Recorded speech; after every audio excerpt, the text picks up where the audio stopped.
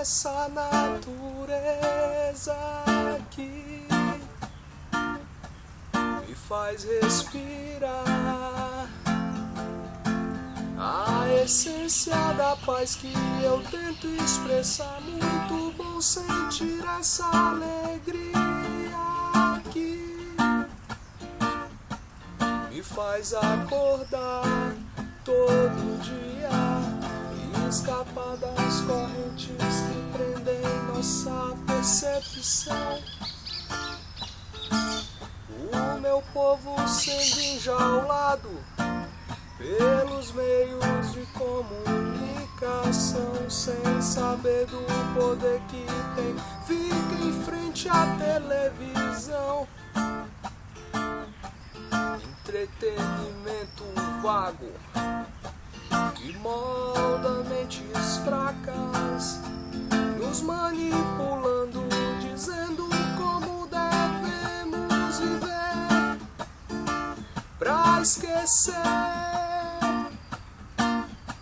que ainda existe fome e que a paz ainda pode existir, que pro mal existe cura e no que precisarmos a natureza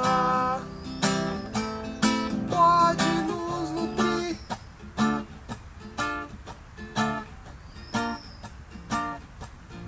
Pode nos nutrir.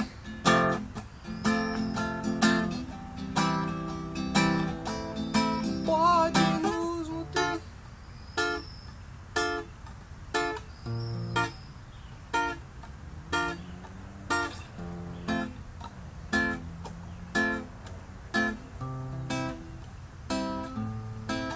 Quão é bela essa natureza aqui,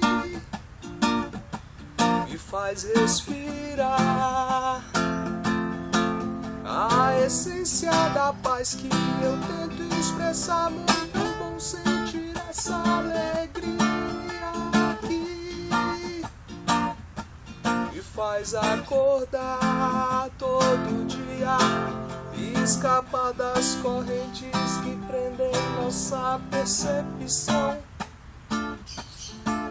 O meu povo sendo enjaulado pelos meios de comunicação, sem saber do poder que tem, fica em frente à televisão.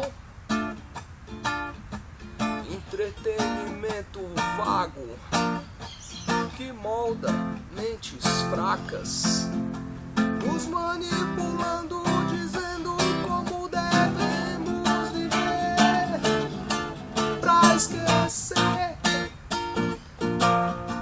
que ainda existe fome e que a paz ainda pode existir, que